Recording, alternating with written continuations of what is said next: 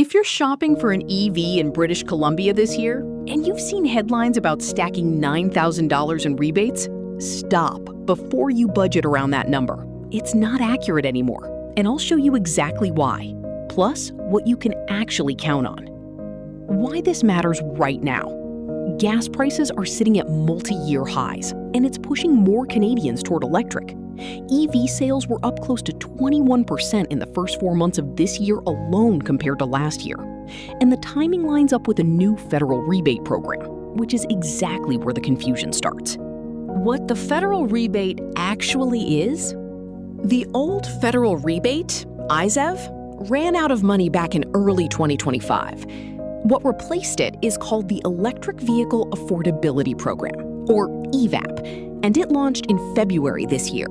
It's worth up to $5,000 on a battery electric or hydrogen fuel cell vehicle, or $2,500 on a plug-in hybrid. Here's the part people miss. You don't apply for this yourself. The dealership applies it directly to your bill of sale, then handles the paperwork with Transport Canada. Your side of it is just making sure the vehicle qualifies. Final transaction value at $50,000 or under, unless it's Canadian-made, in which case there's no cap. It also has to be built here or in a country with a Canadian Free Trade Agreement, which currently rules out anything made in China. One more thing worth knowing. The rebate amount shrinks every year the program runs. 2026 is the biggest it's going to get. The correction. Don't assume a BC top-up. Now, here's where that $9,000 number comes from and why it's outdated. In previous years, BC ran its own Clean BC rebate that stacked directly on top of the federal amount. That's genuinely how you'd get to a bigger combined number. But that provincial purchase rebate is paused right now. If you're in BC and you're budgeting for an EV purchase, the federal $5,000 or $2,500 for a plug-in hybrid is what you should actually plan around. BC does still help with one thing, home charging.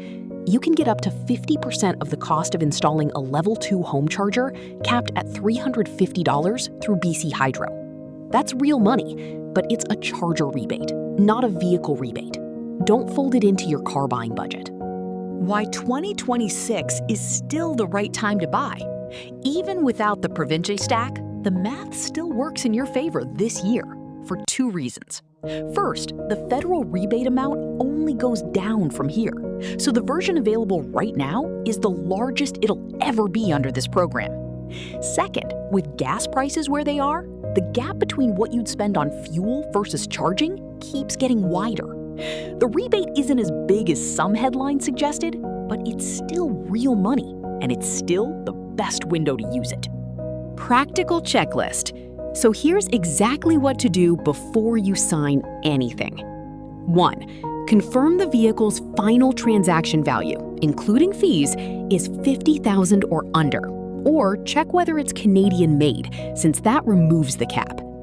2. Confirm the vehicle is built in Canada or in a free trade partner country. 3. Ask your dealership directly how they're applying the EVAP rebate on your bill of sale. Don't assume it's automatic without asking. 4. If you're installing a home charger, apply for the separate BC Hydro rebate. It's easy to forget since it's not part of the vehicle purchase paperwork. And 5, these programs can change with very little notice, so confirm current numbers with your dealer or the official program page the same week you buy, not months in advance. If you want the full breakdown, including the exact eligibility rules and a link to the official program page, I've put together a complete written guide, linked below and in the pinned comment. If this saved you from budgeting around the wrong number, consider subscribing. We're covering the rest of what's changing in Canadian auto and finance this year. Thanks for watching.